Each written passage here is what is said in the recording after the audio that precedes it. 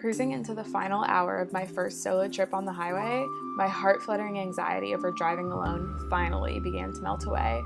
Just as I felt my muscles start to relax and my heart rate return to normal, out of nowhere, my car suddenly jerked to the left. I tried to gain control of the car and move it back to the right lane, but it quickly lurched in the opposite way. In a mere half second, the road became a blur as I flew across all 3 lanes of Interstate 75.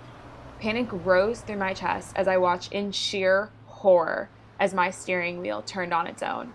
I braced for the impact of hitting the car in the lanes next to me, knowing I'd most likely be directly hit on the driver's side. This is how I die, I thought to myself.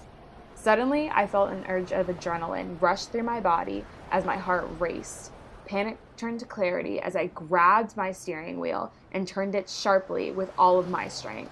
My only goal was to get out of the way of other cars as I zoomed off the road, landing with a loud thud in the trees and bushes lining the side of I-75. My car managed to stay upright as it lurched to a halt. My mouth hung open in pure shock. Tears streamed down my face as I frantically tried to open my door against the thick branches. Pushing with all of my might, I forced it open and shakily took a step on the ground. After assessing the damage and taking deep breaths to calm my racing heart, I got back on the road. I drove on with only a couple dents in my car and a completely different perspective of the road and the value of life itself. The ordeal only took seconds, but those terrifying moments have stayed with me forever.